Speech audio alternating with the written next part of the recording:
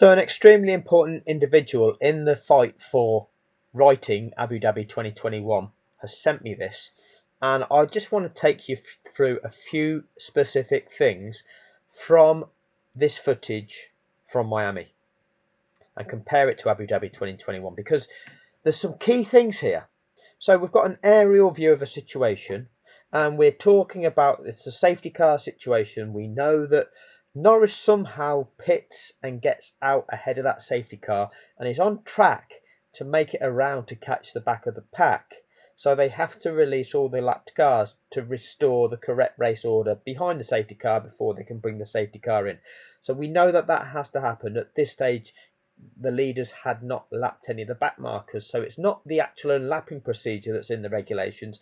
This is because when the safety car comes out on track, it didn't pick up the leader. The leader's already gone through effectively. So therefore, it has to release the cars that it's picked up and slowed down. But what it's done, it's come out on track and it has slowed the cars down that are on track to create the safe working window for the marshals to deal with the incident.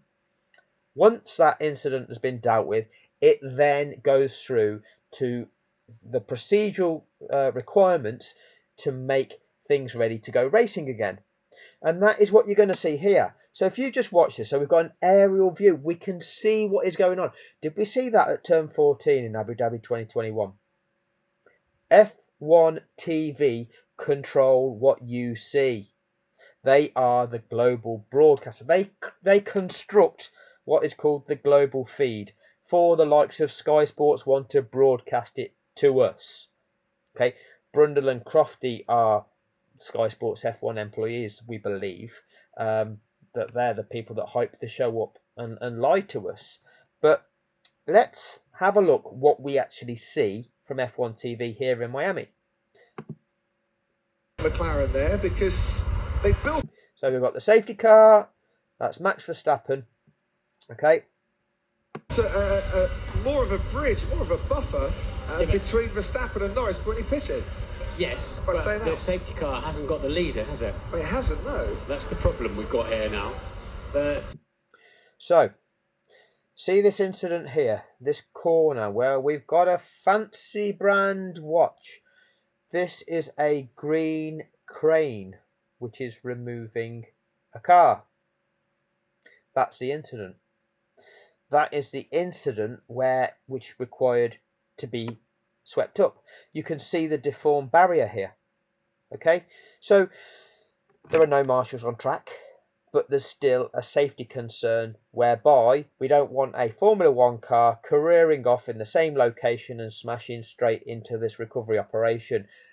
Unfortunately and very sadly, Jules Bianchi lost his life in Japan through a similar incident, and having that happened once, they introduced procedures to make sure it doesn't happen again. That is the way that we evolve as a species. Okay, we learn lessons in theory. So you can see this damaged barrier that's been deformed. They red flagged a race in Saudi for something that looked remarkably similar to that. Oh, but the barrier was punctured apparently there. Yeah, what it did do was allowed Max a free change of tyres and to emerge on pole. That wasn't going to happen here. Anyway, let's have a look what else is going to be spoken about, because later on you're going to need to listen to Crofty. But this is the incident. The safety car has just gone by. They're lapping behind the safety car. What's happened? Has he started this procedure yet? Has he started releasing the lapped cars before they've gone by the incident that is being dealt with? The safety concern. No, he hasn't, has he? Well, they're not lapped cars. Has he started releasing any cars which he's going to need to release? No. Norris is making his merry way round. Well, he's going to. See the barrier deformed? They're going to have to push that barrier back into line. Okay? They're going to have to restore that gap between these two layers here, because this barrier is not going to absorb the energy in the same way it's designed to do, and the way it did for whose crash was it? Was it Sargent? Yeah, Sargent that crashed there. end up virtually a full lap ahead if he catches the back of the pack. They'll have to release this lot to go and catch Norris and then re-scoop up Norris.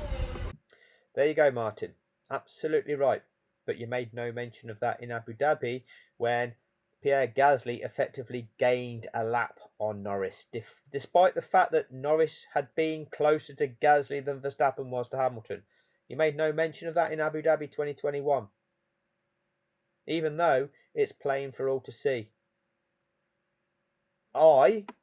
Just a follower. I wasn't a Formula One racing driver, Brundle. I wasn't the presented expert of the sport for, at that stage, 28 years as the presented expert of Formula One. I wasn't that, but I could work that out because I just kind of looked at the sport and understand what's going on, can see why they do what they do. You know, you watch a Grand Prix and you see them do the unlapping procedure and you see them allow the amount of time for them cars to catch the back of the pack. And although you've got Brundle in your ears and Crofty going, oh, are they going to release the lapped cars this time? I don't think they have to. And every time they always do. And oh, when are we going to get racing again? When are we going to get racing? I don't really like this procedure. When are we going to get racing? And they always wait until them cars have pretty much caught up. And you think, well, why are they doing what they're doing if Brundle is telling us it doesn't have to be that way? Oh, I'm seeing what they're doing. And I'm seeing why. I'm working out what it's achieving. I'd not read the regulations. Didn't need to. Could just see what was going on and see what it was achieving. And because I know about sport, because I play sport, I coach sport, I've managed teams in sport, okay? I've taught it. I kind of get it. You can work this shit out to work out what is going on and why they need to do it.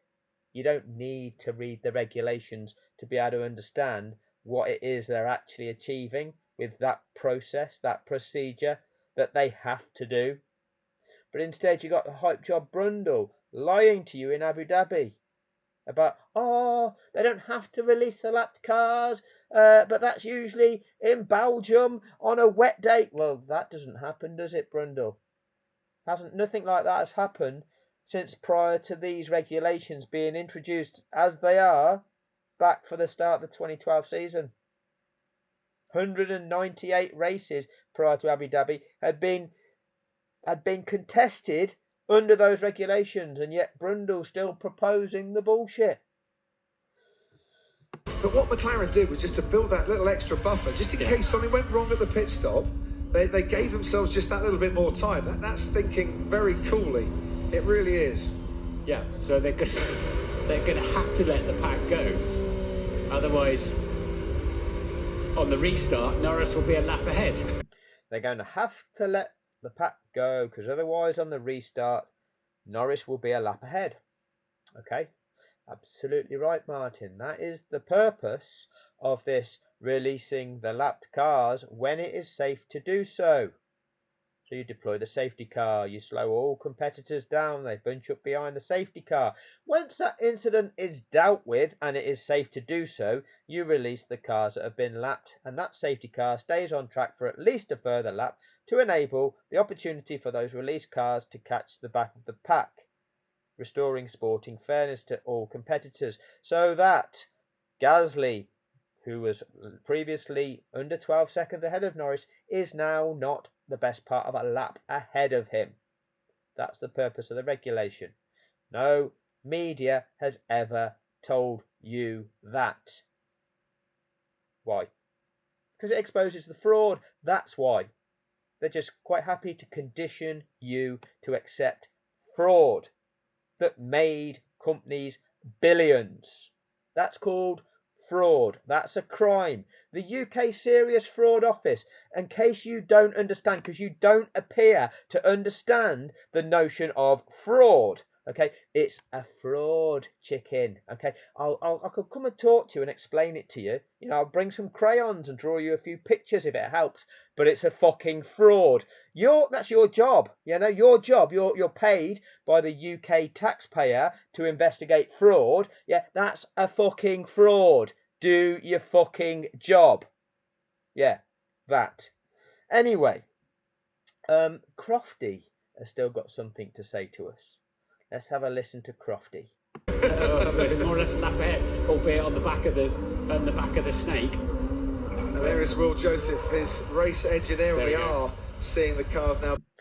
Now we're seeing these cars being allowed by the safety car. Crofty, tell us, we're now seeing the cars go past the safety car.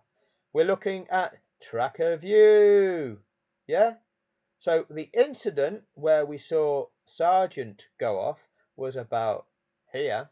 Okay, so we've got one car that hasn't made it around to where Sergeant was. This, I'm guessing that's Bottas pit exit. Yeah, looks like it. Let's have a listen to Crofty though. Being waved past the safety car, and they're doing it at a point of the track that's beyond the incident. Zach Brown. They're doing it at a point of the track that is beyond the incident. Yeah, they're doing it at a point of the track that is beyond the incident. So they've pretty much waited till all that safety car snake has passed the incident that is being dealt with. And now they're saying, right, we're now past that safety concern. Now we can do this procedure. On lap 56 of Abu Dhabi, we can see that safety car snake is passing turn 14. Marshals are jumping over the barriers. So they could not do the unlapping procedure. They could not begin that unlapping procedure until that safety car snake had passed turn 14, by which time Lewis Hamilton had begun lap 57. That dictated a safety car finish. Simple as that. None of the global commentators of the sport were able to call that out. Not a single official F1 commentary team could call that out. And you tell me there's no conspiracy. Oh, I'm the conspiracy theorist, am I? Yeah, that's fine. It's just me. I'm the conspiracy theorist, apparently. Not able to factually identify that people conspired to contrive this event. Crazy. Must be me that's the mad one. Anyway, thanks for your time.